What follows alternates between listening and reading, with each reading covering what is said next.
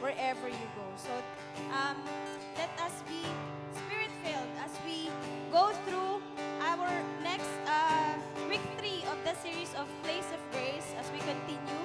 And let us all give this as a worship to God this morning. So, Let us all stand as we praise God today. Let's give our heart to Him and be joyful as we sing to our one and only God. He is with us. Come on.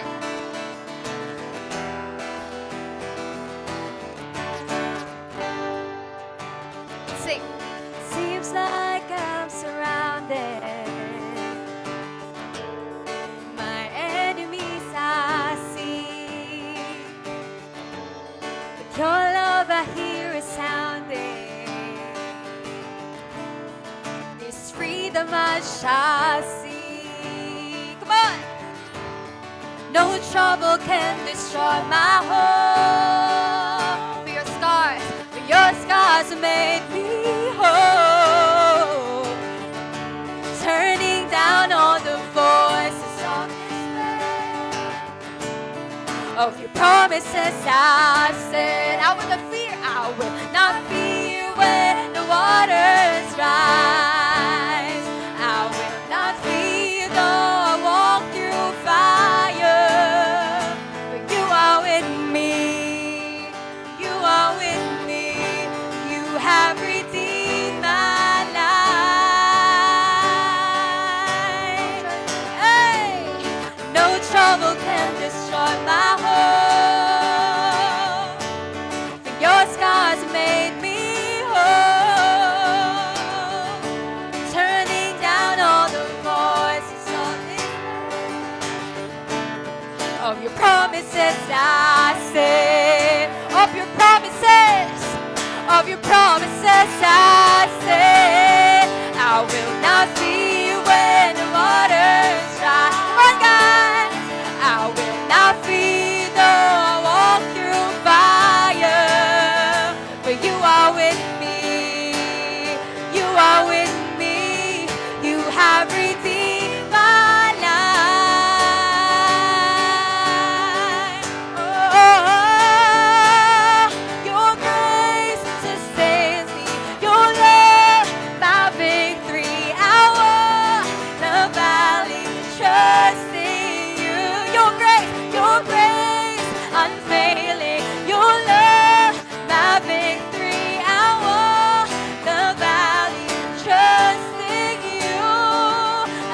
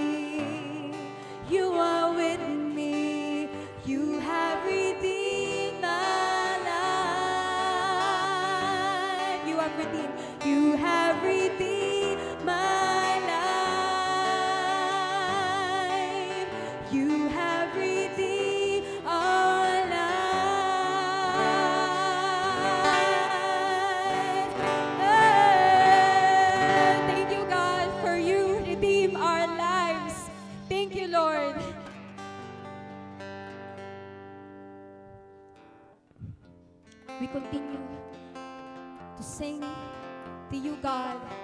We worship you this morning, Lord. We worship you together. We are one. Thank you because your Spirit is upon us, Panginoon. Ang pinangako mong Espiritu na siyang gagabay sa amin dito sa mundo. Di kami matatakot. We will be strong, God, because of your Spirit.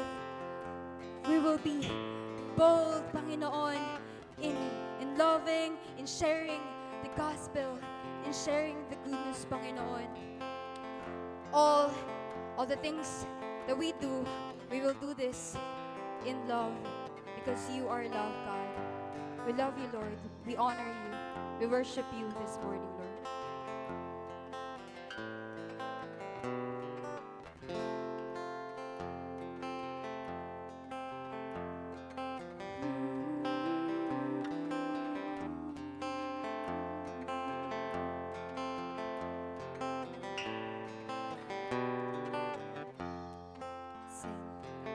San man dalhin parte ng daigdig, nariyan ka.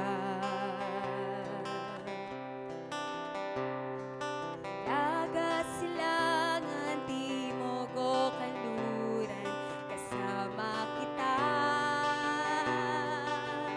Jesucristo, ramdamang lakas na dulot ng iyong pangako. Espiritu Santo,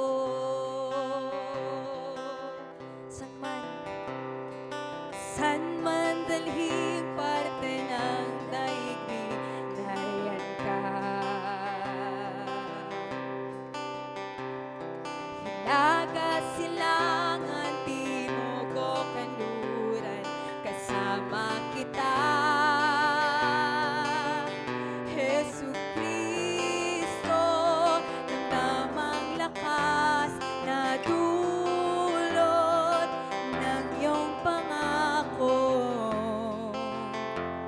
Espiritu Santo.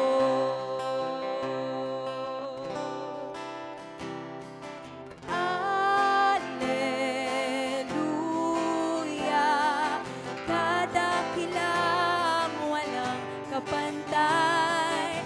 Alleluia, sa iyong kalooban ako'y sasabay. Alleluia, alleluia, alleluia, alleluia. Pagsikat ng araw, ligaya'y tanaw ngayon ka. Gabi may sumapit, di may sumapit at di makaawit, kasama kita. Jesucristo, damdamang lakas na dulot ng iyong pangako. Espiritu Santo.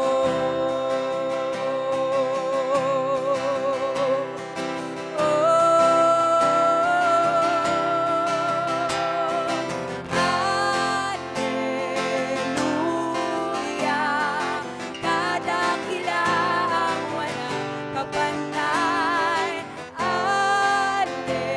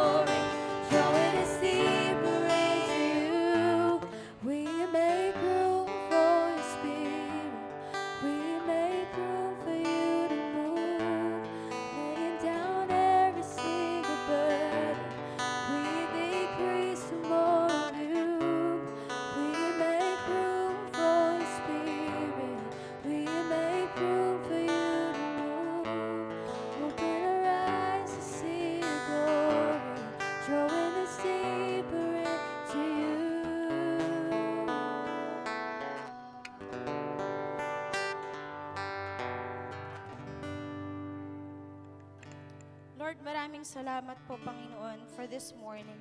That you have given us, Lord, again, an opportunity to worship you, God. Thank you, Lord, for this time. And Panginoon, sa mga oras na to, Lord, open our hearts, Lord. Open our minds, Panginoon. Speak to us, Panginoon. Help us, Holy Spirit.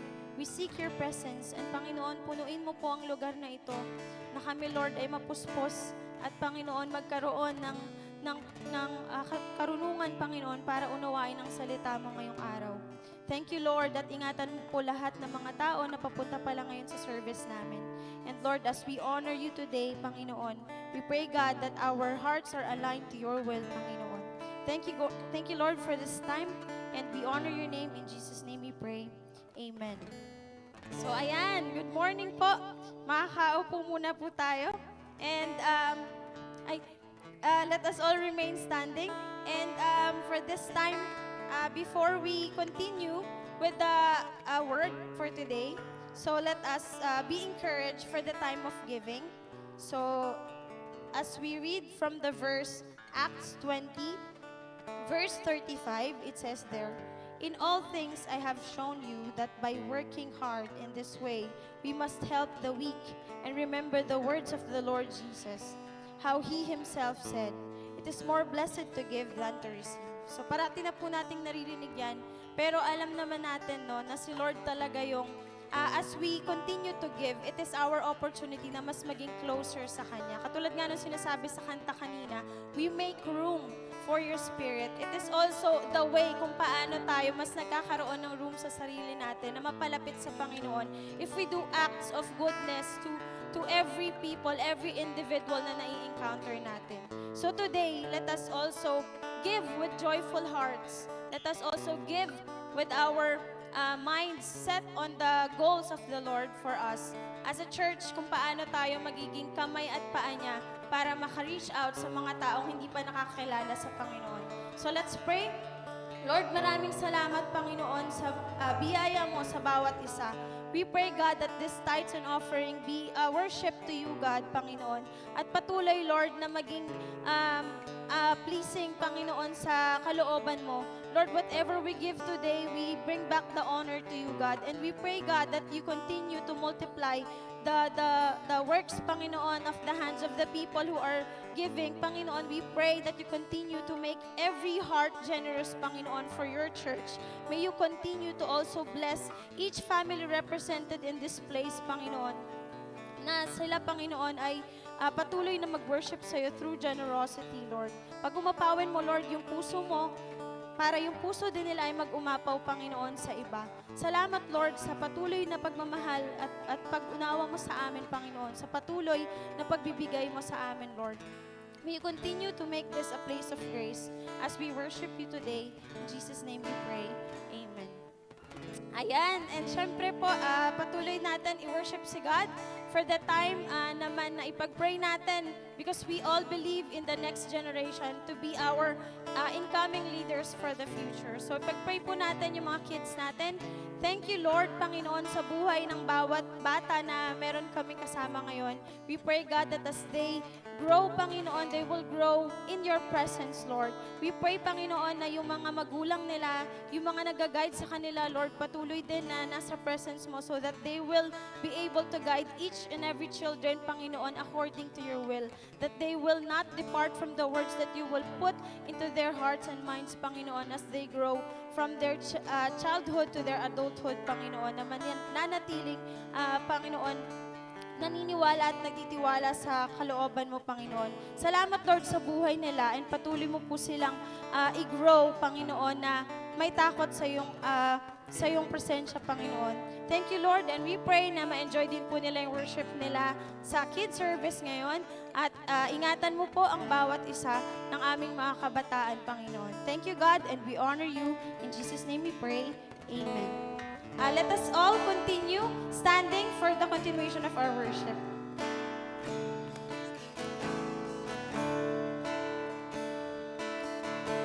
Spirit, come,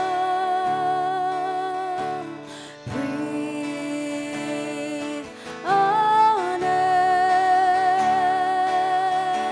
Spirit,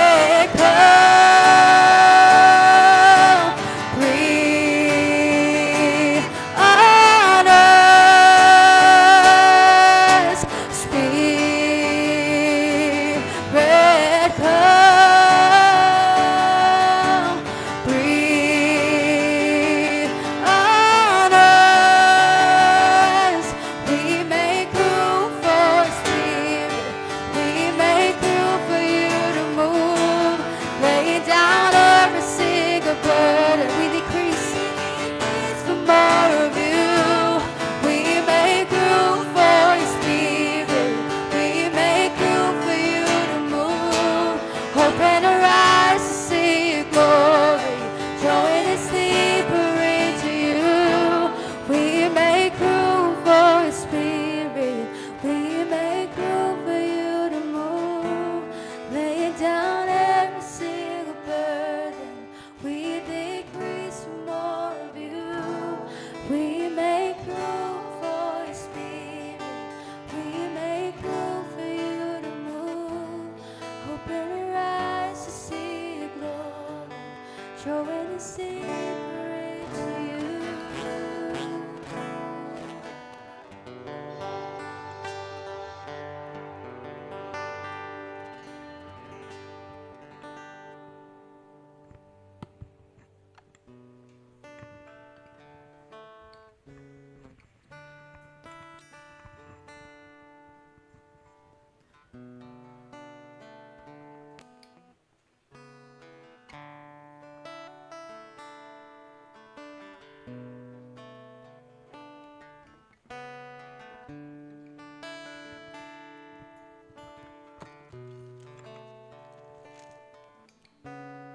Let us open our Bibles and read from 1 Peter chapter 4, verses 12 to 19 from English Standard Version.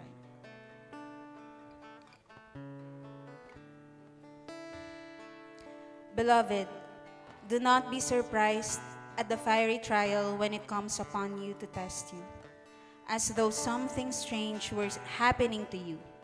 But rejoice in so far as you share Christ's sufferings, that you may also rejoice and be glad when his glory is revealed. If you are insulted for the name of Christ, you are blessed, because the Spirit of glory and of God rests upon you. But let none of you suffer as a murderer, or a thief, or an evildoer, or as a meddler. Yet if anyone suffers as a Christian, let him not be ashamed, but let him glorify God in that name. For it is time for judgment to begin at the household of God. And if it begins with us, what will be the outcome for those who do not obey the gospel of God? And if the righteous is scarcely saved, what will become of the ungodly and the sinner? Therefore, let those who suffer according to God's will entrust their souls to a faithful Creator while doing good. Let's pray. Lord, we thank you for your word. Your word is true. Your word brings life. Your word brings clarity. It corrects us. It disciplines us. It encourages us. So Lord, we lift up, Lord, the preaching of your word this morning. Let your people hear your message for us sa umagang ito, Panginoon. Na Lord, dalangin namin, Holy Spirit, would you speak on each and every one of us to your message for us, God. And that, Lord, may we live our lives according to the truth of your word. We thank you, God, as we pray in Jesus' name. Amen and amen. Palakpakan natin si Lord. And maaari na po tayong makaupo. And good morning po once again. And welcome to our 10 a.m. service here in Life Novaliches. We exist to love God and love others. Yan, can you greet the person seated next to you? Ayan, tapikin mo naman, kamustahin mo kung matagal mong hindi nakita. No? Ang bilis lang lumipas ng mga araw, hindi ba? Nangangalahati na agad. Lagpas kalahati na pala yung buwan ng Mayo. Right? And mag-June na. And mangangalahati na naman yung taon. And we're just glad that we're together once again to worship God this morning. Yan. Masaya ba kayo na kasama nyo yung katabi nyo ngayon na mag-worship kay God? O nagsasawa na kayo sa pagmumukha niyan? Or kung hindi naman, di ba? I hope that we also take this time. Yes, we gather together to worship God, to lift up His name. But at the same time, it's in the context of a community, of a spiritual family wherein God calls together His sons and daughters. So we encourage everyone na even after this service, no, we get to catch up with one another. Yan, we get to greet yung mga hindi natin madalas na nakakausap. Yan, or nakakamusta. And let this be a place for us of encouragement. At yun yung gusto ni Lord sa bawat isa sa atin, right? That we continue to encourage one another. Lalo na sa preaching ng word niya today. So, we're actually going back, ayan, sa series na Place of Grace. Ayan, alam natin, last week, nasa second part tayo ng series na Walk With Me. Nandito po ba kayo last Sunday? Ayan, and yun, we're going back sa series na Place of Grace because apparently today is Pentecost Sunday. Yung Place of Grace po ay naging series natin way back March, kung naalala pa nyo. Ayan, Holy Week bago tayo mag-anniversary. So naging 2 parts lang yon, and then ngayon siya i-continue for Pentecost Sunday. And later on, I'll explain that. Pero yon, gusto lang din natin na pasalamatan yung mga leaders natin, mga pastors natin for giving us the privilege to preach this morning sa ating 10 a.m. If you notice po, most of our staff, yan, pastors po natin, wala sila ngayon kasi nasa Cavite sila. Yan, we have our church planting initiative there. So basta once or one Sunday in a month na nagagather yung mga na-reach out natin sa Cavite for Discipleship Day. And yun, as you know as well na dumating na si Pastor Ernie and si Pastor Luis last, kailan ba yun? Thursday, nagpa-welcome party kay Pastor Ernie. Yan, they're here for Missions Month. Mas maaga kaysa yung regular na July, August, no? Tayo na nagme-missions. And yun, every month naman, we're on a mission. Every day, we're on a mission. It's just that we're grateful sa ating founding church, yung Live VA, for blessing us na every year they make it a point to come here para i-bless yung mga churches dito sa Live Philippines. And are we grateful for that? If not for the obedience din ng ating mga leaders, ng ating mga pastors, hearing from God to preach the gospel wherever God calls us to go, then all of us here, or all of us will not be here today, right? Wala po tayo dito ngayon kung walang nag-reach out sa atin, walang nag-preach ng gospel sa atin. And with that, we will always be grateful kay Lord. And yun, kagabi din, yan, or kahapon pala, sorry, kahapon, ayan, sino po sa atin dito? Yan, mga couples in the house. Yan, meron tayong couples retreat. Nasa na yung, may picture ako kanina bro, pinakita na yung una. Ayan, kasi ano-ano yung salita ko, ayan, sorry. Nasa na? Sige, kaya mo yan. Ayan. Ayan yung sa welcome. Unahin muna natin sa welcome part kasi hindi yata napakita. Ayan. Nung winelcome natin si Pastor Ernie and Pastor Luis. Yan. And then also, yon kahapon yung couples retreat natin. Love and respect. Ayan. And everybody say, thank you, Lord. Ayan. At least amen na. Amen na yung sinabi. Hindi iba. Iba yung ano ko yung iniisip ko na magiging response nyo. Pero yan, we're thankful that God is building our church, yan, and also building godly marriages in the church. Yan, di ba? Ang cute nyo dyan. Ayun lang, yun ang sabi ko.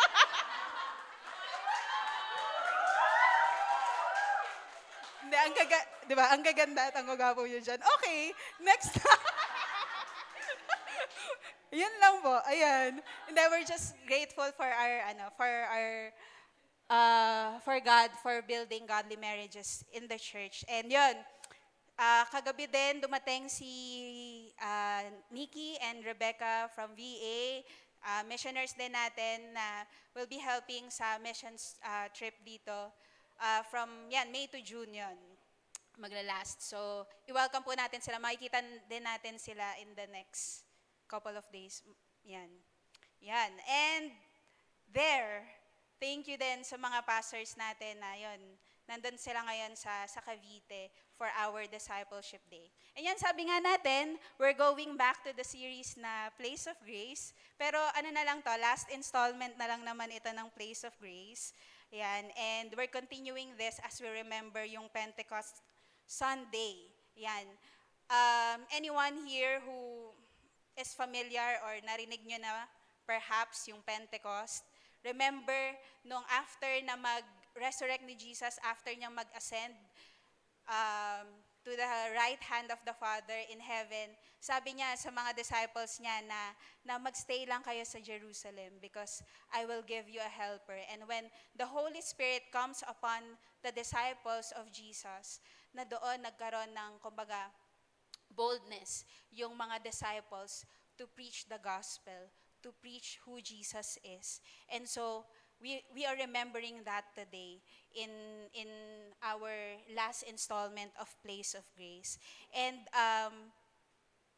nakita din natin, medyo matagal kasi yung pinanggalingan na series kasi way back Holy Week pa ito, no, yung series natin. Pero medyo magre-recall lang tayo ng konti para maka-catch up naman yung bawat isa sa atin. Maalala pa natin. Ayan. And way back nung Holy Week, we have seen in this series yung transformative power ng Holy Spirit in the lives of the disciples. Particularly, isa sa mga famous or yung kilala natin na disciple ay si Peter, right? We have seen, kung familiar tayo sa story ni Peter, na alam natin na siya ay fisherman, mangingisda, right? And God or si Jesus called him to be one of his disciples, no longer that he will be fisherman, but will be fishers of men, right? And nakita natin how Peter, along with the other disciples, na galing sila sa iba-ibang background, and yet, they are not perfect, right? All of us here, wala namang perfect. Doon natin makikita yung power ni God at work sa lives ng mga tao. Particularly doon sa mga disciples ni Jesus, na hindi siya pumili ng mga tao na perfect na maganda yung mga achievements sa buhay, marami nang narating to follow him, but he called the least to preach yung gospel. At nakita natin kung paano nagbago yung life ng mga disciples from being, they're just, kumbaga, yung klase lang ng life na meron sila nun, they're getting by. Kung ano lang yung, kumbaga, kung ano yung kailangan nila sa pang-araw-araw, they were just about that. And yes, they are awaiting for a Savior. Pero kumbaga, hopeless sila back then, nung hindi pa nila na-meet si Jesus. And we have seen kung paano binago ni Jesus yung life ng mga disciples, particularly si Peter na he denied, right, Jesus 3 times. Sabi niya, mahal na mahal niya si Lord, and yet nung dumating yung time kung saan si Jesus, ipapako na siya sa krus, right, na he denied Jesus 3 times. Pero nakita din natin, and maraming mga blunder si Peter. Marami siyang mga pagkakamali, mga sablay na ginawa sa buhay niya, along with the other disciples. And we can relate with that, right? Sa walk natin kay Lord, hindi perfect. We go through ups and downs. Tama ba? And despite sa lahat ng blunder, ng sablay, lahat ng pagkakamali na nagawa ni Peter, ng mga disciples, yet andon yung restoration na ginawa ni Jesus. Andon yung heart ni Jesus to transform and to restore the lives of the people who choose to follow Him. And we can see from here that even if si Jesus, kasi ano na to bumalik na siya with the Father. And yet, He did not leave us ng taya lang. Right? He promised us the gift of the Holy Spirit. And that's what we're going to talk about today. In the life of a disciple sa atin that we choose to follow Jesus, na do we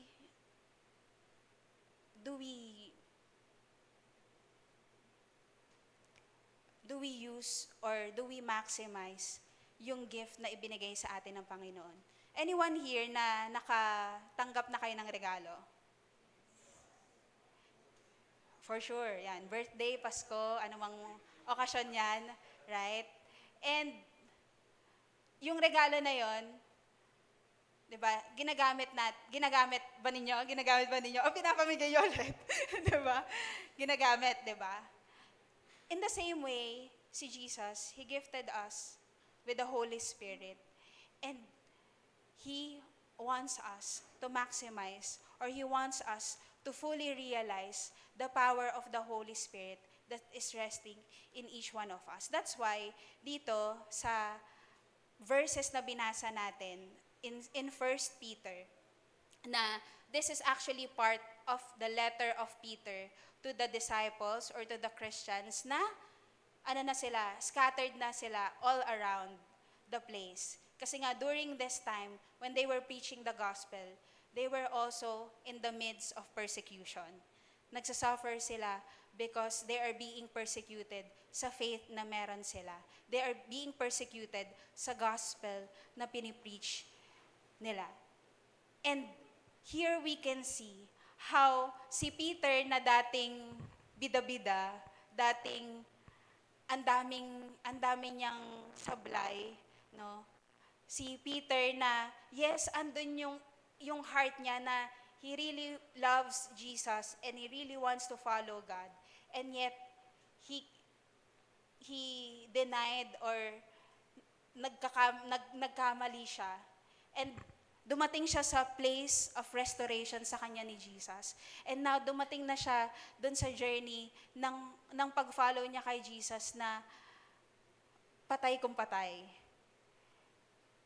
If we will look back dun sa life ng mga disciples, they are being persecuted dun sa faith na meron sila. And ito, si Peter, na he's encouraging yung mga disciples, yung mga nagfa-follow kay Jesus, to continue preaching the gospel and to continue in the faith that they have.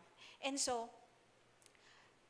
we read yung sa 1 Peter chapter 4 But let's jump a little bit dun sa first part ng letter niya sa mga Kristiyano that were dispersed around the world. So, let's start from chapter 1 verse 10. At sabi niya dito, concerning this salvation, the prophets who prophesied about the grace that was to be yours searched and inquired carefully, inquiring what person or time the Spirit of Christ in them was indicating when He predicted the sufferings of Christ and the subsequent glories. So dito si Peter, he was encouraging yung mga Kristiyano sa pag-follow nila kay Jesus. Kumbaga, Peter is just sinosolidify niya or nire-reveal niya yung truth about Jesus Christ. Because imagine, if you are in the midst of persecution, being persecuted for the faith that you have, ano kaya yung magiging response natin? Magpapatuloy ba tayo? Or baka magtatago na lang tayo? Disperse sila nito and imagine back then, yung means of communication nila is through letters only. Wala pang messenger, walang cellphone, di ba? Walang Facebook, hindi mabilis mag-update ng mga ganap sa iba't ibang lugar. Unlike ngayon, ang bilis lang. Kahit hindi ka nandun, pero updated ka. Kasi nakikita mo na agad hindi ba? Pero imagine that, back then, wala pa silang ganong klase ng technology. And they were dispersed all over. Nasa iba't ibang lugar sila. And how would you respond if you are in the midst of persecution? Sa faith na meron ka?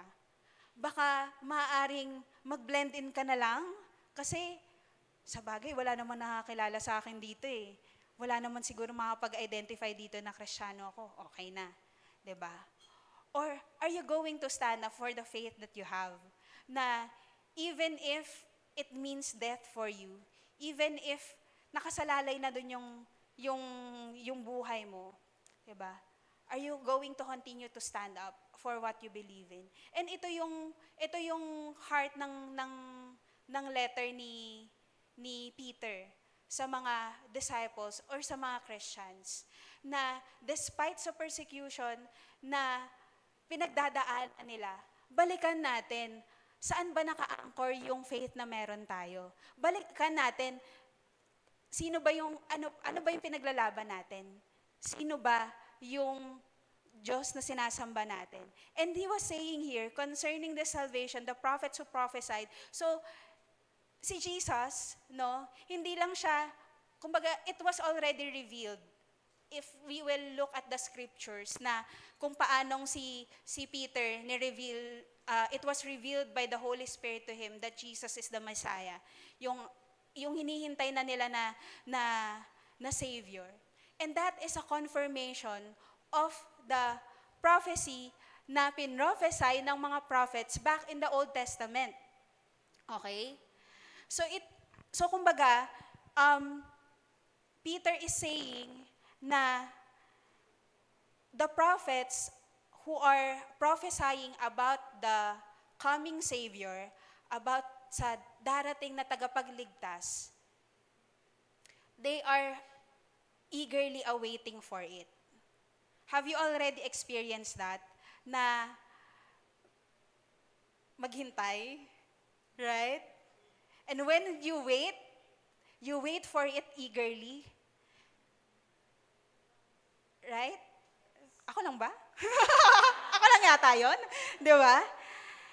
Itong mga prophets, ayan tayo eh. Ayan, kasi hindi na kayo nagre-respond eh. Ayan, so, naghihintay ka ng pagkain, di ba? Na in-order mo sa fast food. Oh, kayo eh. Di ba? Ang tagal-tagal. Sabi 10 minutes lang, umabot na ng 20 minutes. So here, yung mga prophets, sige, babalik na tayo ha. Ayan, babalik na tayo. So, yung mga prophets are awaiting for the Savior and they are inquiring, kailan kaya? Kailan kaya siya darating? Saan siya manggagaling? Ayan tayo eh, di ba? They're awaiting for the Savior dito. And they are prophesying about the grace that was to be yours. Yung grace pala na tinutukoy dito ng mga prophets was the grace of awaited Savior, Jesus Christ, that they have searched and inquired carefully. Imagine, kung babalikan natin in the Old Testament, yung mga prophets doon, sila Isaiah, sila Jeremiah, yan, prophesying about the awaited Savior. Siguro iniisip nila dun, siguro mga 10 years pa. After 10 years, siguro mga 20 years pa. Pwede nila namalayan, no? Hundreds of years after siya dumating. Right? Inquiring what person or time the Spirit of Christ in them was indicating when He predicted the sufferings of Christ and the subsequent glories. Hindi lamang yung pagdating ni Jesus Christ, yung hinihintay nila kung kailan, saan, right? Hindi lang sila nag-prophesy about it, but they also prophesied about the suffering of Christ. Remember, yung word na Christ, hindi yun apelido ni Jesus, ha? Again, ibig lang sabihin nun, Savior. Okay? Para lang, clear tayo. So, they're awaiting for the Savior, for Christ, and they prophesied about the suffering of Christ. Back then sila, nag-imagine din sila, Savior, pero magsasuffer siya. Right? Isa-save niya kami, pero magdudusa siya. Right? Pero sinabi din dito, and the subsequent glories. So kumbaga, magdudusa muna siya, maghihirap muna siya, bago siya parangalan. And in verse 12, it was revealed to them. Ayun yung what's amazing about the revelation sa mga prophets that it was revealed to them that they were serving not themselves but you. Kasi 'di ba iba kapag ikaw yung we put ourselves in the shoes of the prophets. Isaiah, you're the one who's prophesying. Kasi when you prophesy, you encourage people right? Part of it is encouraging the people. Darating, ito yung Messiah na paparating, right? So you are eagerly awaiting for it. So, hindi siya lamang sinasabi dito na it was revealed to them that they were serving hindi para sa sarili nila. They were not just, kumbaga, awaiting for themselves, but they are serving you. They are serving the people. Sabi dito in ASND, ang salita ng Diyos, sabi dito, ipinahayag din sa kanila na ang mga bagay na ipinaalam nila ay hindi para sa ikabubuti nila, kundi para sa atin. Ikabubuti nila during that time kasi syempre, they're awaiting for that hope Pero hindi lang yun para sa ikabubuti nila, pero para din sa atin na mga naghihintay.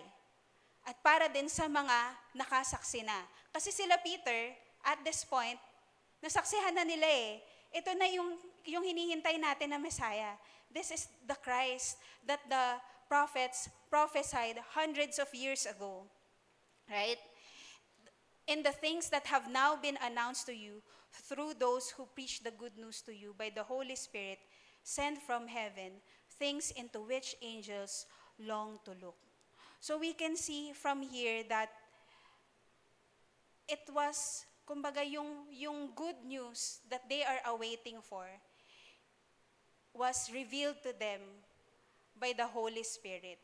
You can see here the work of the Trinity, hindi lamang in the New Testament. Kasi minsan meron tayong maling notion na, si Jesus, dumating lang siya nung New Testament. Yung Holy Spirit, nagka-Holy Spirit lang nung New Testament. Pero back in the beginning, the Trinity is at work, right? Back in the creation, the Trinity is at work. So even if ito, sa part na to, that the prophets are awaiting for the Savior, yung Holy Spirit, yung nagre-reveal sa kanila of the prophecy or of the encouragement for those who are awaiting for the Messiah. And so, makikita din natin dito, it says mas maganda kasi pag na-translate din natin siya sa ASND para mas madali din nating naintindihan. Sabi dito, at ngayon napakinggan nyo na sa mga nangangaral ng magandang balita ang mga ipinahayag nila. Nagsalita sila sa inyo sa pamamagitan ng kapangyarihan ng banal na espiritong sinugo sa kanila mula sa langit. Kahit ang mga anghel noon ay nagnais na maunawaan ang magandang balita na ito na ipinangaral sa inyo. See, the revelation of the awaited Savior, Jesus Christ, was given sa tao, sa prophets. Right? Bago pa ito ni-reveal sa mga angels. You can see from here how si God na yung plan of salvation niya for humanity, ibinigay niya sa mga tao that are created in His image and likeness. So kumbaga yung mga angels, minsan naisip na, ewan ko kung meron kayong ganitong naiisip, no? Buti pa yung mga angels doon, kasama nila si God. Diba? Naiisip niyo ba yun minsan? Sana, na lang ako, naging angel na lang. May mga ganun ba kayong thoughts minsan? May ganun ba kayo? O ako lang ba yun ulit? Diba? May mga ganun ba kayong thoughts? Pag naiisip niyo yung mga angels, wow, buti pa yung mga angels, nakikita nila yung glory ni God. Pero, you see, yung message of hope, it was given to mankind. Long before, sabi dito, angels long to look. So, ibig sabihin, kumbaga, God being the master storyteller that He is, He chose to reveal Himself to us, His plan for us. And kumbaga, yung mga angels, they're just awaiting paano yun mag-unfold. So even them, they are awaiting kung paano mag-unfold yung plan ni God ng salvation niya for the humanity. Na-amaze ba kayo doon? Na tayo, sabi nga in other verses, tayo, what is man that God is so mindful of? Right? And nakita natin dito how si God na, you can just imagine, though hindi naman sinabi dito, maybe, pag kada unfold ng story ng humanity, yung mga angels, they are rejoicing, they are being amazed of how good our God is. And so, dito, we can see how Peter beautifully describe kung sino si Jesus Christ. And for our point number 1, through the Holy Spirit, we are in a place of grace to trust Jesus as our Lord and Savior. Ito yung Savior na matagal nang hinihintay ng mga prophets, and now it has been revealed to us. It is through the Holy Spirit that we are in a place of grace na mapapagkatiwalaan natin si Jesus as our Lord and Savior. Hindi lang siya yung basta sumulpot lang. Kasi you also have to understand, we also have to understand na during the time ni Jesus at ng mga disciples, maraming nagkiklaim na sila yung Messiah. Sila yung Savior. So you have to understand that. Kahit naman ngayon, di ba? Hanggang ngayon, may mga nagkiklaim pa din. Sila daw yung pinili, yung chosen. Meron na di ba? Si Jesus yon.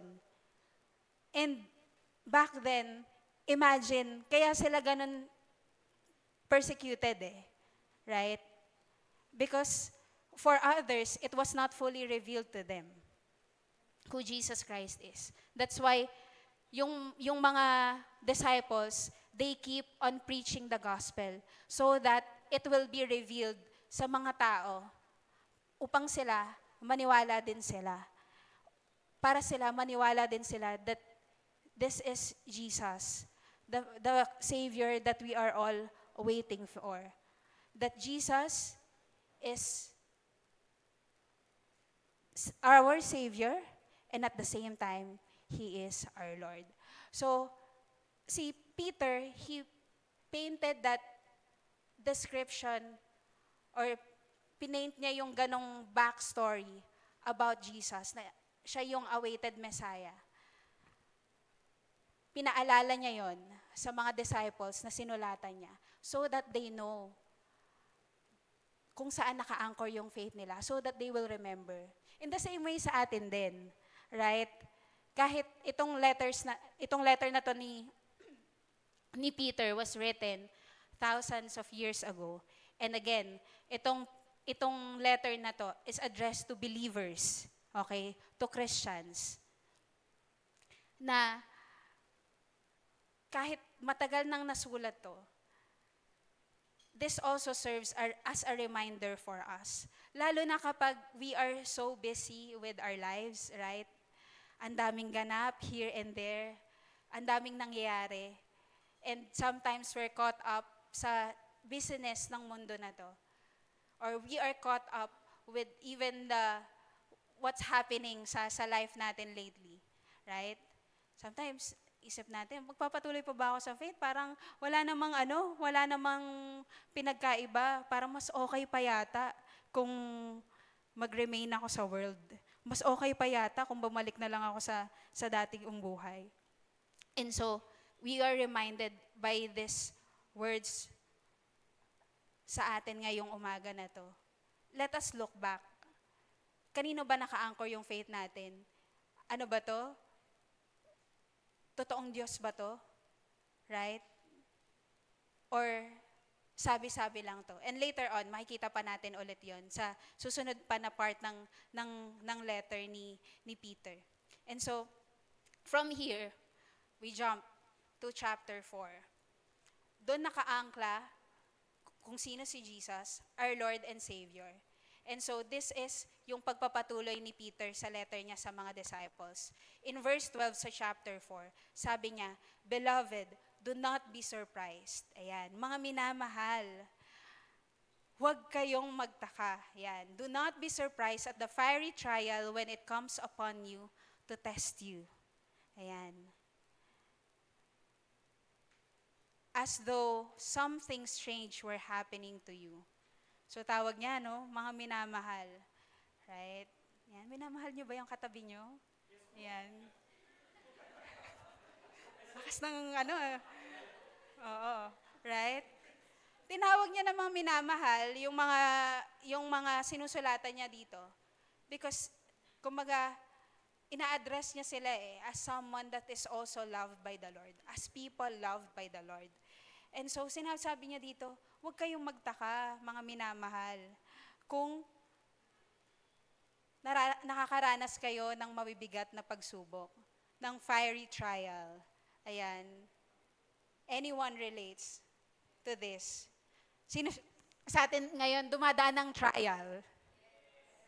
Show of hands. Bilang tango. Yan. Show of hands. Yan. Trial. Fiery trial. Fiery, ibig sabihin nag-aalab, naglalagablab. Feeling mo na, andun ka na. Lord, ano ba to? Diba? Ito na ba yun? Ito na ba ito na ba yung hell? Diba? Mapapagano ka kasi fiery trial Diba? Pero sabi ni Peter, do not be surprised at the fiery trial when it comes upon you to test you. Huwag daw tayong magtaka sa mabibigat na pagsubok na nararanasan natin. And sabi natin, maraming nagtaas ng kamay kanina nung tinanong kung dumadaan ba tayo sa trials. At hindi lang basta-basta trials, fiery trials.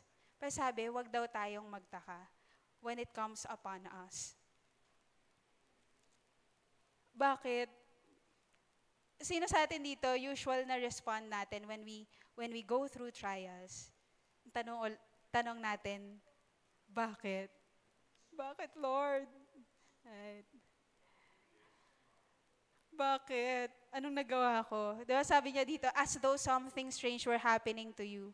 Huwag niyong isipin kung ano na yung... Kasi minsan iniisip natin, when we go through trials, pag dumadaan tayo sa pagsubok, hindi lang basta bakit yung tanong natin kay God Minsan napapaisip din talaga tayo Baka kasi hindi ako naka-attend ng Sunday service nung nakaraan. Di ba? Baka dahil hindi ko nakumpleto yung series. Di ba? Baka hindi kasi ako nakapag-tithes. Kaya, ito ngayon. Di ba? Kinakarma ako. Oh, may karma na ngayon. Naniniwala ka na ngayon sa karma. Di ba? Siguro kasi, ang pasaway ko talaga. Kaya ako dumadaan sa trials. Di ba? As though something strange were happening to you. Siguro, kailangan ko pang mag-serve lalo. Right? Naka-assign ako ngayon mag-tech. Mag-music din ako. Tutugtog din ako. Di ba? Baka kulang pa. Baka kailangan ikutan ko lahat ng ministry teams. Baka sakali after nito, wala na. Maubos na lahat ng trials. Diba? As if. Ganun lang siya, no? Diba? Ikutan mo lahat ng ministry teams. Diba? Pero, we have to also understand that trials, matik na yan, talagang na-experience ng tao. Believer ka man or unbeliever. Right? Lahat ng tao nakakaranas niyan. Kasi, again, we are living in a fallen world. Anong kinaibahan? Na, ayun naman pala kahit sila din naman nagsasuffer. Di doon na ako, at least magagawa ko pa yung gusto ko. Diba? Walang magbabawal sa akin. magdidisiplina sa akin, walang pupuna sa mga mali ko. Diba? Di doon na lang ako, same lang naman pala eh. Dadaan din naman pala talaga ako ng trials eh.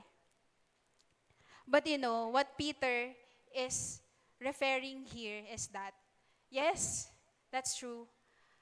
Lahat ng tao, naniniwala ka man kay Christ or hindi, dumadaan sa trial.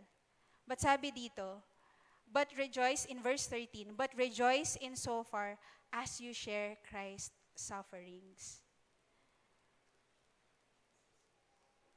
Yung trials, it comes to you, it comes upon us, hindi para pahirapan tayo ni Lord. Okay. Minsan ba naiisip natin,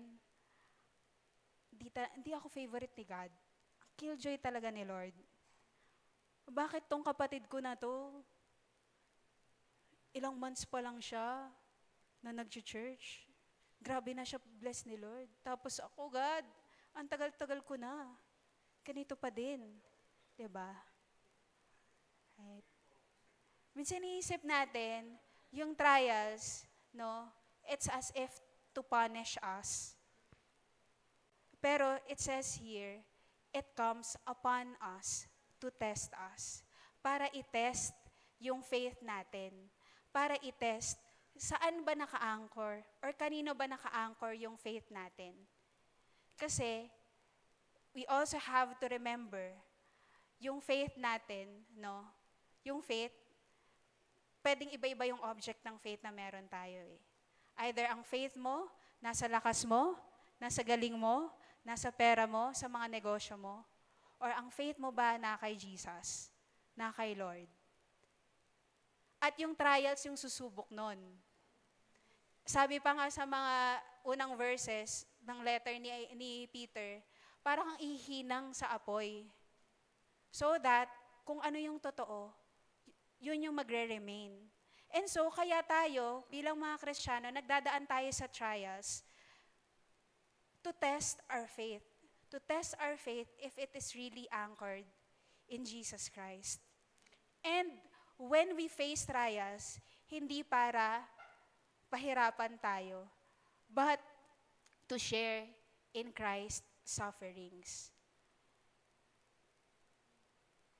Again, to be clear, hindi ibig sabihin nito na as if hindi sapat na yung suffering na pinagdaanan ni Jesus Christ on the cross. That's finished work of Jesus Christ on the cross. Wala na tayong i-add doon, okay? Di mo na kailangan ng pang-add plus points sa langit, di ba? Wala ka nang kailangang idagdag pa sa finished work ni Jesus Christ. Yun na yun, sapat na. But when you share in Christ's suffering, doon mo din mas nakikilala yung nag-save sa'yo. Doon mo din mas na-appreciate ano yung ginawa ni Jesus Christ for you and for me. So sobrang pagmamahal ni Lord, right, sa atin, na nagkatawang tao siya, He suffered. Kumbaga lahat ng mga nararanasan natin bilang tao, naranasan din niya. Nag-suffer din siya. And so when we share Christ's sufferings, you get to see as well ano yung pinagdaanan niya, so that we will be saved. In the same way, when we share in Christ's suffering, when we face trials of different kinds, right, to test us, it reveals sa atin, nire-reveal nun sa atin, yung love sa atin ni God. For Him to go through that kind of suffering for us, para ma-save tayo? Really? Right?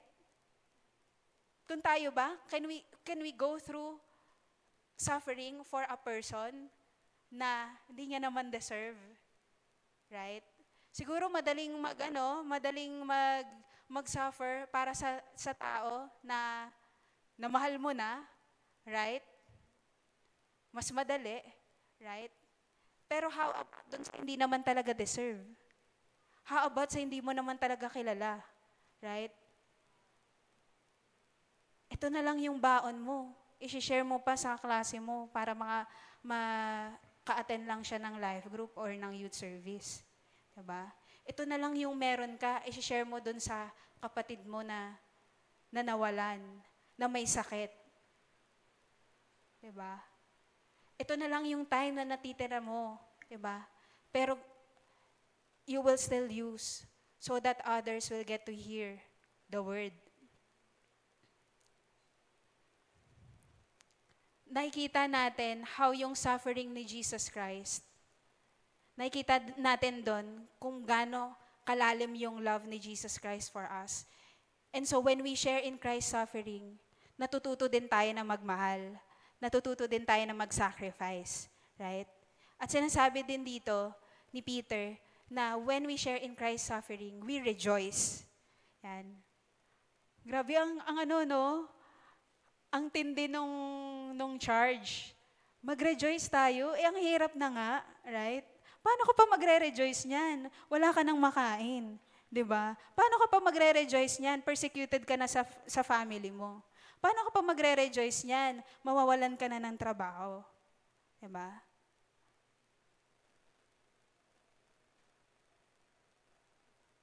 But rejoice in so far as you share Christ's suffering, that you may also rejoice and be glad when His glory is revealed. Kasi tayo, no, maybe for some, hindi naman siguro lahat, na ayaw natin na magdaan ng suffering. Tama ba? Ang hirap na ng buhay, Lord, lalo pang mahirap. 'Di ba? We are a people who's, tawag dito, hindi sensitive pero allergic sa suffering. Mas gusto lang natin yung okay, masarap, masaya, pero ayaw natin ng suffering. Tama ba? Okay na ako dito, Lord. Ito na lang. Pwede na to. Okay na to. And lalo na ngayon, lalo na ngayon sa world that we live in, kasi nakikita din natin nako-compare natin yung life natin sa iba. Nako-compare din natin sa unbeliever. Okay naman yung buhay nila. 'Di ba? Okay naman, okay sila. Parang kumikita sila, nakapagpundar sila ng ginto ganyan. Maganda na yung nila, yung trabaho nila. 'Di ba? Tapos ako, nagsasuffer ako para dito. Ayoko. Ito na lang. Okay lang ba konti lang? 'Di ba?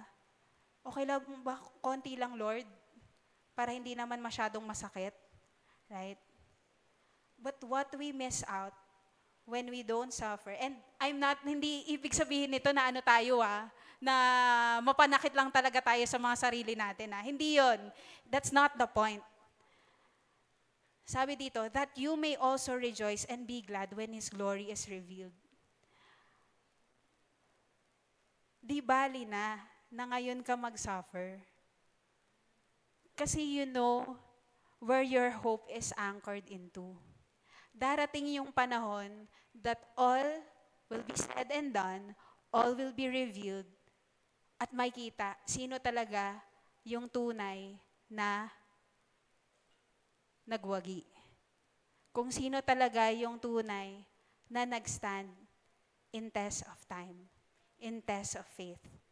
And yun yung mga nagfa-follow kay Jesus. Yes, they may be enjoying right now, right? Pero, yan, sabi pa nga dito, ituloy natin, if you are insulted for the name of Christ, you are blessed because the Spirit of glory and of God rest upon you. Yan. Kapag na-insulto daw tayo dahil tagasunod tayo ni Kristo, mapalad tayo dahil nasa atin ang makapangyarihang espiritu, ang espiritu ng Diyos. Says in ASND. Have we already been insulted for the name of Christ? or insulted lang. Na-insulto ka lang, ayan. Kasi binuli ka lang ng ng katrabaho mo, o kaya ng ng kaklase mo. Pero when we are insulted for the name of Christ, ibig sabihin na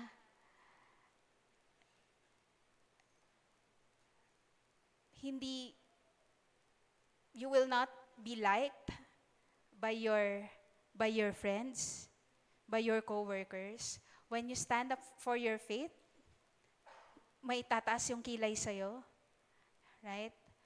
When you stand up for what you believe in, may magka-cancel sa'yo, right? When you stand up for what is true, iiwan ka, mapapersecute ka. If you are insulted for the name of Christ, sabi sa word, you are blessed. Pinagpala ka. Ang hirap i-preach nito ngayon kasi yung idea natin ng pagiging blessed about material things eh. Ang idea natin ng blessed, di ba? Ito na yung mga na-achieve natin sa buhay. Right? Ang idea natin ng blessed na promote tayo sa trabaho. So those are blessings as well. Pero hindi lang yun. Blessings are not just material things. You are blessed. Sabi dito, because the Spirit of glory and of God rest upon you. Have we already realized that? Nare-realize ba natin yun, mga kapatid? Blessed tayo because the Spirit of God rest upon us. And the Spirit of God is peace. The Spirit of God is comfort. And so when you go through sufferings, when we go through trials, may peace ka eh. Naranasan nyo na ba yun? Yung alam nyong dyan na ng kuryente kinabukasan, pero kiber lang, chill ka lang. Di ba? Yung alam mong yung life mo is on the line, yung trabaho mo is on the line. Right? Pero may peace ka sa heart mo kasi alam mong si God magpo-provide pa din. Hindi naman ako papabayaan ni Lord eh. The Spirit of God is resting upon you, mga kapatid. Kung ganun yung hindi dahil sa hindi dahil sa irresponsable ka. Hindi siya ganun eh. Kasi minsan masyado na nating dinadilute yung power ng Holy Spirit in us. Nakakalimutan natin siya. If you're a believer and you believe that Jesus Christ is the Son of God, He is our Lord and Savior, you made that decision to follow Jesus, the Holy Spirit is resting upon you. And don't neglect that. Don't dilute that. Masyado tayo kasi ng sa mundo natin ngayon. Let me say this kasi nadadilute natin yung power ng Holy Spirit in our lives. And so we think of when we go through suffering, sariling diskarte na lang yung pairalin natin. 'Di ba? Sariling yung talino na lang natin yung pairalin natin para malagpasan natin ang lahat ng 'to. Pero what we don't realize is that the Spirit of God is resting upon us. And so we are blessed. Lagi nating tatandaan 'yun. It was also said in Matthew, blessed are those who are persecuted for righteousness' sake, for theirs is the kingdom of heaven. Blessed are you when others revile you and persecute you, and utter all kinds of evil against you falsely on my account. Rejoice and be glad, for your reward is great in heaven. For your reward is great in heaven. Mas maigi na sa atin na mga Kristiyano na mag-suffer tayo, ma-insult tayo for the name of Christ. In verse 15, sabi dito, but let none of you suffer as a murderer, or a thief, or an evildoer, or as a meddler. So pinakita ni Peter yung pagkakaiba Yung suffering for Christ's sake, at yung suffering ng dahil nagsisin ka or gumagawa ka ng opposite na hindi nakaka-honor kay God. Coach Sam, hindi naman ako mamamatay tao. Hindi naman ako magnanakaw. Hindi naman ako evildoer. Siguro nga kasi nandito kayo. Or baka hindi pa, di ba? Nandito tayo. Di ba? Sige, sabihin natin, hindi yan. Or as a meddler. Ano yung ibig sabihin nito? Ito yung nakaka-amaze nung inaral natin. When you say meddler, ayan. When you say meddler, busybody siya sa ibang translation eh. Pero sabi, yung parang, yon nakikialam ka. Yan, nakikialam ka sa business ng iba. Sa original translation niya, yung meaning niya is one who meddles in things alien to his calling. So, ibig sabihin, you are doing things na hindi naman yun yung calling mo. Hindi naman yun yung pinapagawa sa'yo ni Lord, pero yun yung pinapakailaman mo, yun yung ginagawa mo. May suffering pala nakaakibat yun. Right? Sabi ni Apostle Peter, right? But let none of you suffer as a murderer or a thief or an evildoer or as a meddler. When you meddle in things that are alien or iba, opposite sa calling mo. Ano ba yung tawag sa atin ng Panginoon? Tinawag tayo to be ministers of reconciliation. And yet we're causing division. Tinawag tayo ni Lord to be a salt and light sa mundo na to. But we're causing decay. We're causing darkness. Tayo pa yung nagkakause for others to sin. Yan. We are called to love God, love others. Pero mas mahal natin yung mundo. Hate natin yung kapatid natin. That's being a meddler. Kasi ginagawa mo yung mga bagay na hindi naman tawag sa'yo ni God eh. Hindi naman tawag sa atin ni God eh. So we suffer for that. Tapos isipin natin, sasabihin natin, God, ang unfair mo sa akin. Let us assess yung life natin. Lord, am I doing what you called me to do? O baka meddler na ako? Sabihin natin, ang righteous natin, hindi man tayo murderer, hindi man tayo thief, hindi man tayo evildoer. Pero baka meddler tayo. We're doing things na hindi naman tinatawag sa atin ng Panginoon na gawin. And we also suffer for that. Sabi ni Apostle Peter, mas maigi na mag-suffer tayo for Christ's sake kesa mag-suffer tayo in doing these things. Bakit? Bakit ulit? 'Di ba? Bakit ulit? Kasi meron kang hope eh. Again, yun yung kinaibahan natin eh. Bilang Kristiyano, kinaibahan natin sa mga unbeliever. Nagsasuffer din sila, yes. Maybe kasi nakikita na lang natin sa social media, lahat ng mga feeling blessed post eh. Right? Pero we don't know what's going on in their lives, inside. Right? Pero yung kaibahan natin doon is that meron tayong hinihintay na hope. Meron tayong hope. And si Christ yun. And when everything has been revealed,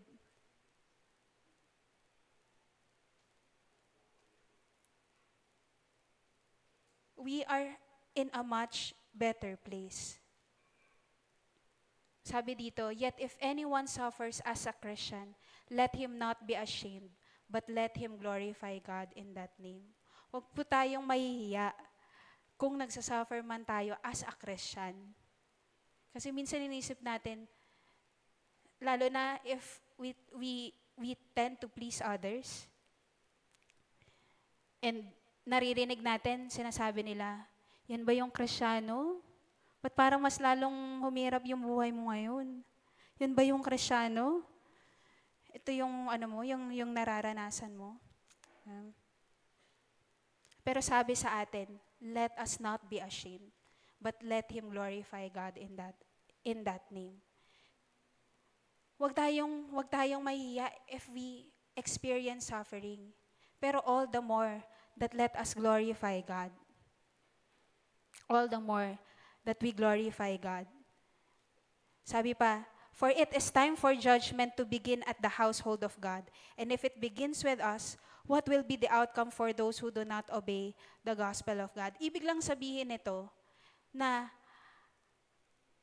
alam niyo yung idea of you are all experiencing this right now, and then what will come after is a reward.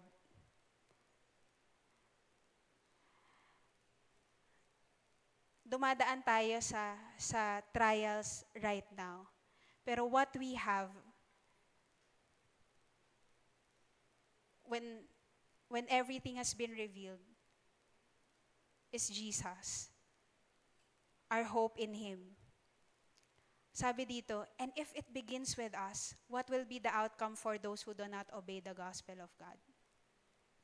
Kung ito na nga lang, ito na yung pinagdadaanan natin bilang mga Kristiyano, at alam natin yung magiging outcome natin. Yun yung maganda eh. Spoiler alert eh. Alam na natin yung kakahinatnan natin bilang mga follower of Jesus eh. Right? How much more for those who do not obey the gospel of God? Ano yung magiging outcome nila? Ano yung mangyayari sa buhay nila? If the righteous is scarcely saved, what will become of the ungodly and the sinner? Kung tayo na nananampalataya na sa Panginoon, 'di ba? Ito na yung pinagdadaanan natin. How much more sa ungodly and the sinner? Right? We are preaching this for us to see yung pagkakaiba ng what it means to follow Jesus and what it means to not obeying si God at yung word niya. But I hope at the end of this, hindi naman din tayo yung, we're much better off kaysa inyo. But all the more that we have the heart for those people, sila wala na silang hope eh, kaya tayo magbibigay ng hope sa kanila. Sila, hindi nila alam yung kakahinatnan ng buhay nila after eh. Papakilala natin si Jesus sa kanila. And so, sabi pa dito ni Apostle Peter, therefore, let those who suffer according to God's will entrust their souls to a faithful Creator while doing good. Let those who suffer according to God's will, i-entrust natin yung buhay natin kay God while doing good. Wala na tayong ibang pagbibigyan ng buhay natin, kundi si God lang. Huwag na nating iasa sa iba. Huwag na nating iasa sa mga bagay dito sa mundo kasi lahat ng yon mawawala din eh. Kung iasa natin yun sa trabaho natin, what if one day mawala yung trabaho natin na yun? Kung iaasa natin yun sa pamilya natin, sometimes our family fails us. Right? Ang hirap pag yung anchor o yung kung saan natin ipinagkakatiwala yung buhay natin is shaky or temporary lang. But when we anchor or when we entrust ourselves, our souls to God, to our faithful Creator, then we rejoice in that. Merong stability, sure, stable and sure, yung life na meron tayo, yung hope na meron tayo in Christ. And so, through the Holy Spirit, we are in a place of grace to entrust our souls to God when we suffer for the name of Christ.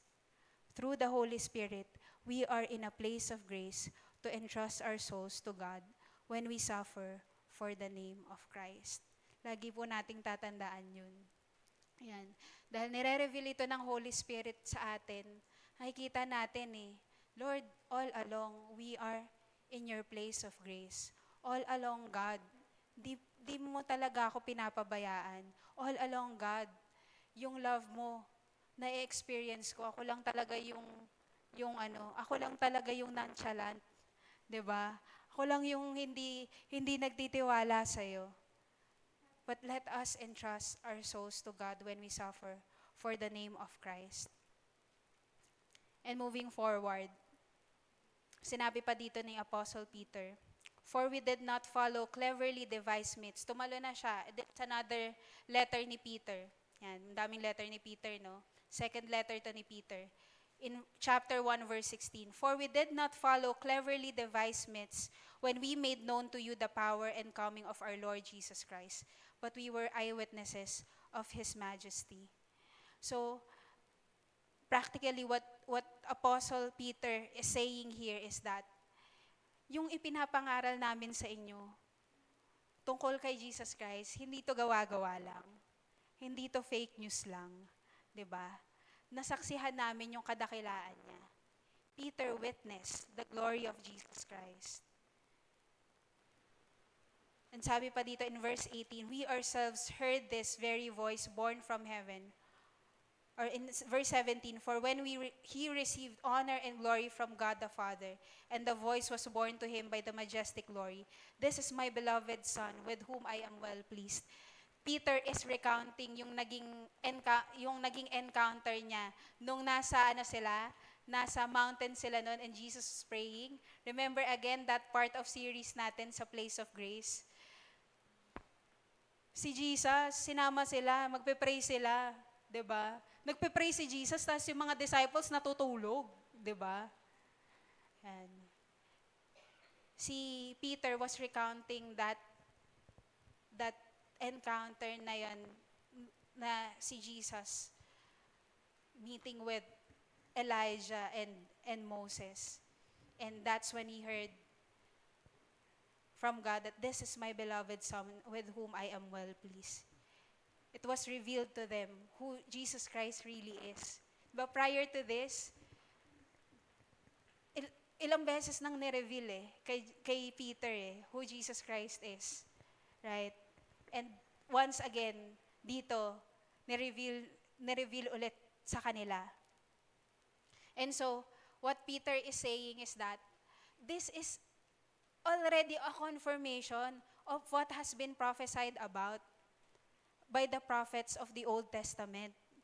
Hindi to gawa-gawa lang namin, 'di ba? Kasi marami yung magre-refute nito, even yung mga yung mga Pharisees during their time right? Na hindi ina-acknowledge si Jesus bilang savior. And Peter is just saying na ito yung confirmation ng lahat ng mga prophecy about the awaited Messiah. In verse 19, and we have the prophetic word more fully confirmed, to which you will do well to pay attention as to a lamp shining in a dark place until the day dawns and the morning star rises in your hearts. Anong ibig sabihin nito? Because of this confirmation, naging witness si Peter ng glory ni Jesus Christ, na this already confirmed what has been said of the old. And that has become their hope. Alam mo yung nasa kadiliman ka, hindi mo alam what will happen to you. Hindi mo alam kung ano yung maghihintay sa'yo. And maybe itong mga disciples na to, yes, they were in faith to follow Jesus. They were in faith na nung Jesus called them to follow Him, hindi naman yun agad-agad na solid yung faith nila agad kay Jesus. They went through a journey. Kaya nga dumaan din ng ilang denial si Peter Dumaan din sila ng ilang doubt, 'di ba? Nag-wonder din sila paano namin papakainin tong 5,000 people nang ganito lang yung pagkain na meron kami. 2 fish, 5 loaves of bread. Paano ito turn yung water into wine? They went through that as well. Huwag nating kakalimutan yon, right? And maybe at this point, lalo na nung i-crucify na si Jesus, right? Maybe Peter, kaya andun yung denial ni Peter Paano kung hindi talaga siya? Right? Lagot ako nito, patay ako nito. Right? 'Di ba? Kaya 3 beses niyang dininay si Jesus Pero you see, yung kaibahan nakikita niyo ba tong letter nito? Yung kaibahan nito, yung kaibahan nito sa yung life ni Peter way back. Him being, a doubter, him being, just bida-bida, 'di ba? Him lacking faith, and him confirming all of these to the Christians, to the believers, and even to us today, right? That this is the hope that we have. Yung nasa kadiliman ka na, nasa hopelessness ka na, and yet there's a lamp shining in a dark place. This is the hope that we have. Right? Tulad siya ng, sabi sa ASND, tulad siya ng tala sa umaga na nagbibigay liwanag sa isipan ninyo. Ganon nire-reveal ng Holy Spirit sa atin who Jesus is. Ganon nire-reveal ni Holy Spirit sa atin where is our faith anchored. Ganon nire-reveal ng Holy Spirit ano yung klase ng buhay na meron tayo bilang Kristiyano. When we go through trials, when we go through sufferings, ano yung hope na naghihintay sa atin? Right? Kaya sabi nga niya, yung scripture, hindi siya galing sa own interpretation lang ng mga tao. For no prophecy was ever produced by the will of man, but men spoke from God as they were carried along by the Holy Spirit. It's the Holy Spirit that confirms yung katotohanan ng scripture.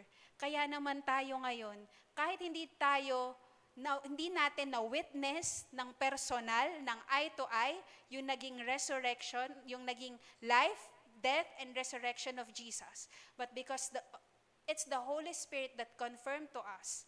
And what has been accounted in the Bible ay witnesses or sinulat ng mga witnesses that has been revealed to us by the Holy Spirit.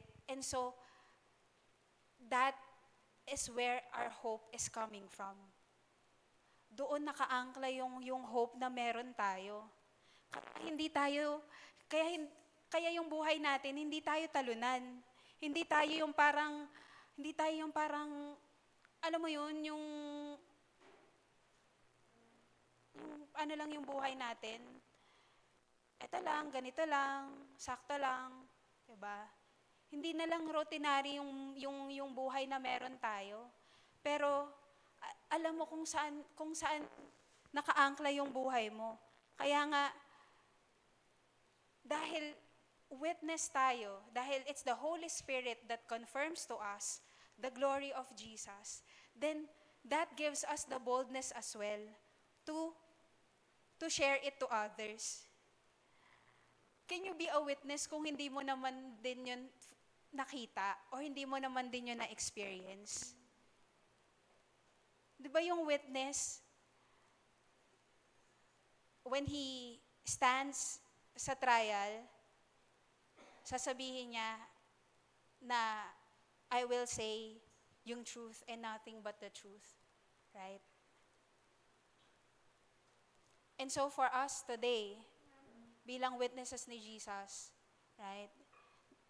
When you say we are a witness tayo, 'di ba?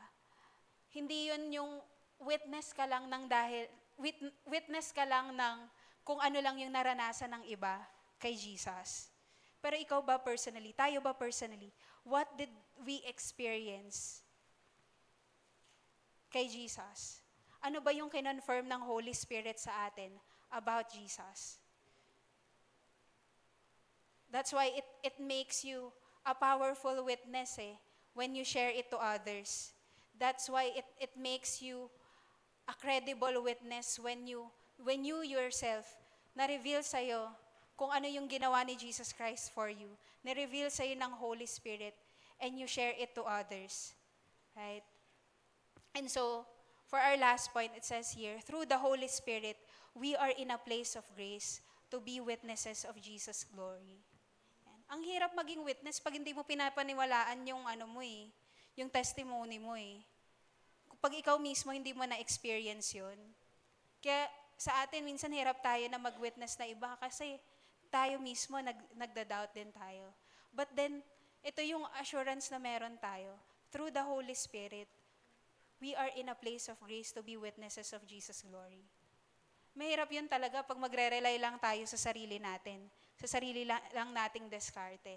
But I hope that through this preaching of God's word for us this morning, all the more that we rely kay Holy Spirit. Holy Spirit is not just a force. Holy Spirit is not just, power na about emotion lang. But Holy Spirit is God. He's the third person of the Trinity. And Holy Spirit is gifted to us believers so that, no, we can go through in this life with hope. So that we can go through in this life, that we can share the hope that we have as well. I hope that today we realize all along, God, we are in your place of grace. All along, God, yung, hindi namin masyadong pinapansin, yung hindi namin masyadong dinedependahan, ikaw, Holy Spirit, ikaw yung nagre-reveal sa amin ng hope na meron kami sa'yo. And so, lahat tayo ngayon, no? If you are a believer, you are a Christian professing that Jesus Christ is your Lord, that Jesus Christ died for you, that Jesus Christ did not remain dead, but He rose again 3 days after to confirm that He is the Son of God, and you put your hope in Him. Because of His resurrection, therefore we have hope. Then all of us are in a place of grace. So can we all stand this morning and let us take this time to thank God, to just, be grateful kay Lord. Kasi nire-reveal sa atin ito ngayon ng Holy Spirit that all of us are already drowning sa grace ni God, na hindi lang din natin masyado napapansin. And if you're that person na you think na ito lang yung nangyayari sa life mo ngayon, and you don't realize that God, all along, napaka-gracious mo pala in my life. Nasa kalagitnaan pala ako ng grace mo. I want to experience that. I want to experience what these disciples are experiencing. I want to experience what all of us, or what the other people are experiencing as well.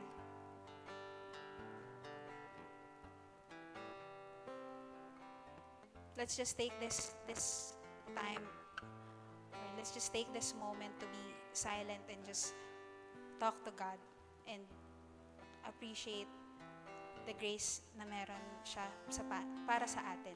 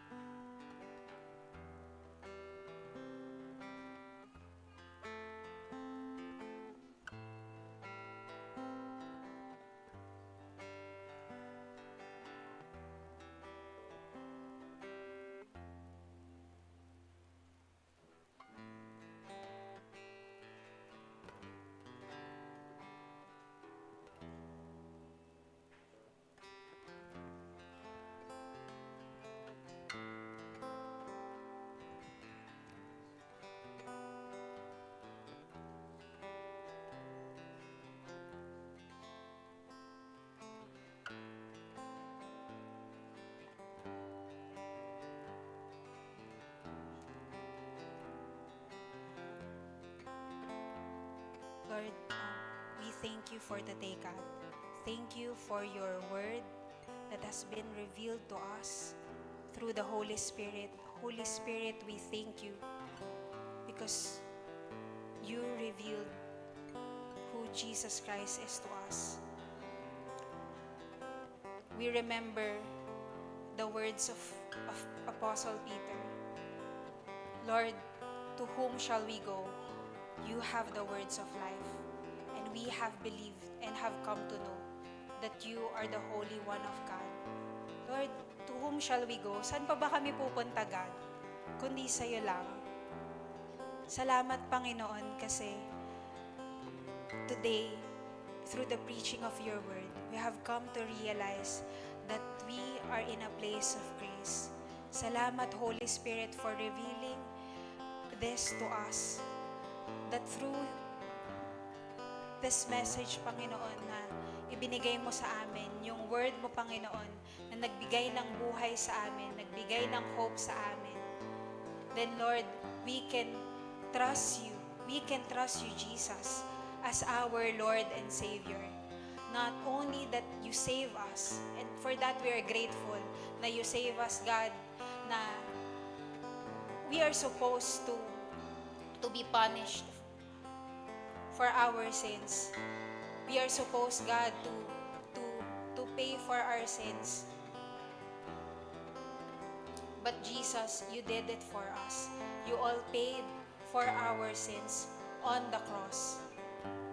And so, Lord, dalangin namin na as we look to you as our Savior, may we also look to you as our Lord, as our Master, as the one, Lord, who leads our lives. I pray, God, I pray, Holy Spirit, na in this life that you have given us,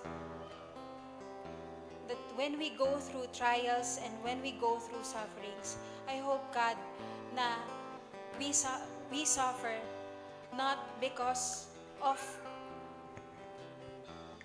doing what does not honor you. Pero dalangin namin, Panginoon, na even when we suffer for your name's sake, it's the Holy Spirit that reveals to us that we still have peace, we have comfort in you, we have hope in you, knowing na itong trials na pinagdadaanan ng bawat isa sa amin, Panginoon, this is just temporary compared to the glory that will be revealed to us.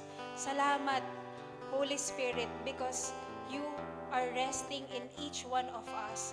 At dalangin namin, Panginoon, na may we always depend on you. May we always look to you, Jesus. May we always rely on you, Holy Spirit, in every season of our lives. When we go through trials, when we go through sufferings, or even, God, when we are in a safe place, God, dalangin namin, Panginoon, na we will always depend on you, Holy Spirit. We see you as someone who rescues us. We see you as someone who gives us life and gives us hope. So that, God, kahit dumaan kami sa mga bagay na to, Panginoon, alam namin, Panginoon, na malalagpasan namin ang lahat ng ito. At dalangin namin, Holy Spirit, na patuloy mong i-reveal sa amin na because we are in a place of grace, then we can also be witnesses for the glory of Jesus. Na Lord, dalangin namin na kami, Panginoon, na ito yung mga pinagdadaanan namin sa buhay. I hope that we do not see yung ibang tao, lalo na yung mga unbelievers, to see them as somewhat better off than us. But we see them as well in a place of grace that these people need saving as well. These people are in need of your grace and of your love as well, Panginoon. Kaya dalangin namin, Panginoon, instead of us, God, letting go of the faith that we have in you, removing the anchor of our faith in you and putting it somewhere else or putting it in something else, Lord, dalangin namin. Alam namin, Panginoon, na hinahawakan mo kami, na hawak mo yung buhay namin, na nasa iyo yung buhay namin, Panginoon. At dalangin namin na gamitin mo ang buhay ng bawat isa sa amin, Panginoon, to be a witness of your glory, to to be a witness of your glory sa ibang tao na hindi pa nakakilala sa'yo. To others who are unbelieving and yet also suffers, also go through trials, na makita namin, Lord, how hopeless, Lord, yung situation na meron sila because they are not in you. Lord, how hopeful we are and how blessed we are, Panginoon, na kami ay nasa presensya mo, na kami, Panginoon, ay hawak-hawak mo, na kami, Panginoon, ay may pag-asa na nagmumula sa iyo. Kaya dalangin namin, Panginoon, may we be witnesses of your glory to other people. And dalangin namin, Lord, na as we go through this life, dalangin namin, God, na whenever we will be pondering in this question, to whom shall we go? To whom shall we go? May we always come to you. May we always run to you, Jesus. Salamat, Holy Spirit, for resting upon us, for just revealing to us the hope that we have in Jesus Christ. Dalangin namin, Panginoon, dalangin namin, Lord, na hindi lamang kami, Lord, basta maghintay lamang, Panginoon, sa muli mong pagbabalik. But even, Lord, right now, as we live the life that you have given us, may we live it according to your purpose. May we live it, God, according to the calling that you have placed in each one of us, Panginoon. Di bale na, God, na maranasan namin ang mga bagay na to. Maranasan namin yung hirap kasi alam naman namin na kasama ka namin. Kesa maranasan namin yung hirap na hindi namin kasama. Kaya salamat, God. Salamat that you are confirming us, that you are never leaving us, you are never forsaking us, and that Holy Spirit, you are with us, and that you are working through the lives of each one of us. Salamat, Panginoon, dahil in you, we have redemption. You have redeemed us by your blood, Jesus Christ. And thank you, because in you, Jesus, you have restored us. And you are in the process of restoring us. In the same way, God, we know, Lord, that you are revealing yourself to us.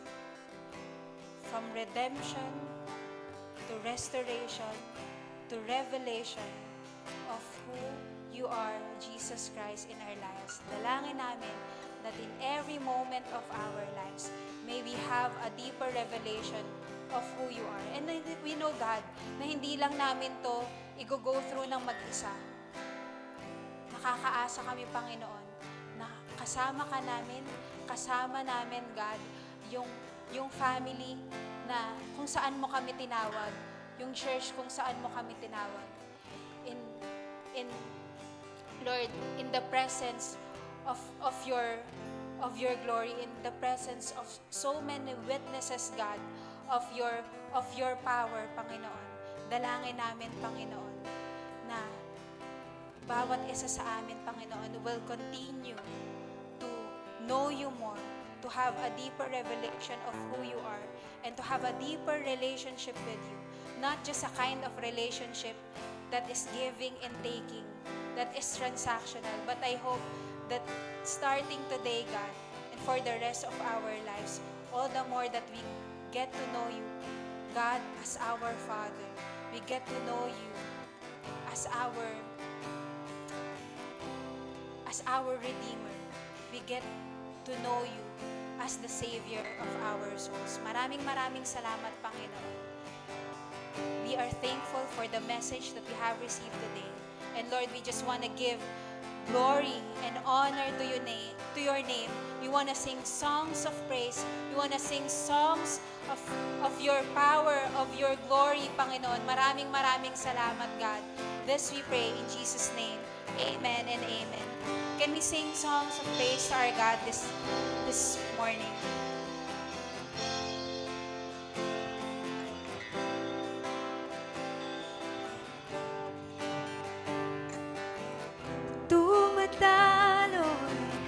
Dumadaloy, banal ang